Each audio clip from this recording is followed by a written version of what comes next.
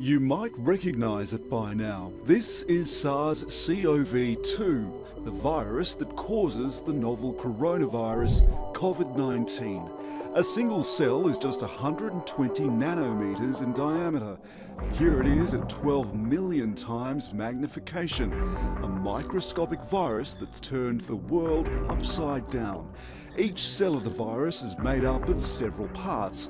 On the outside, it's covered in nodules topped with distinctive protein spikes. It's these spikes that give the coronavirus family its name. In Latin, corona means crown, see? And the name COVID-19 simply means coronavirus disease of 2019. The corona protrudes from the glycoprotein membrane, an envelope of lipid molecules that coat the virus cell's body. This fatty layer of skin is very delicate and it falls apart when it meets soap. And that's why for now soap is our best weapon against the virus and why you should take your time washing your hands.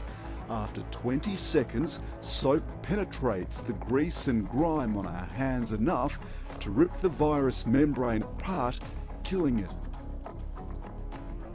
Under that oily skin is where the real trouble lies. Inside each cell is a small sample of RNA, ribonucleic acid.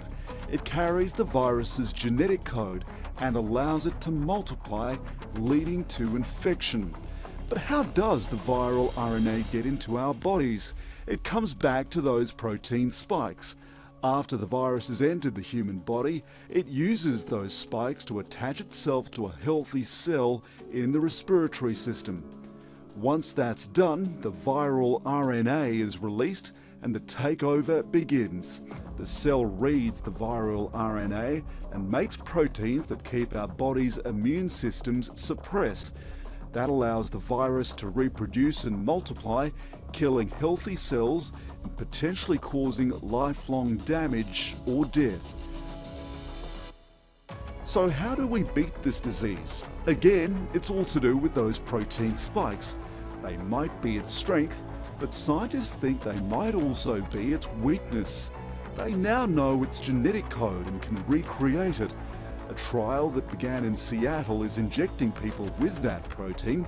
Because it doesn't contain the viral RNA, they believe it's harmless, but it can teach the body how to make antibodies against the protein spikes. Those antibodies would cover the spikes, incapacitating the virus and prevent it from piercing healthy cells. That's the hope. It's just one of about 30 trials underway around the world right now. But most researchers agree a vaccine is still 12 to 18 months away. For now, the best way to avoid becoming infected is to wash your hands, avoid touching your face, and keep practicing.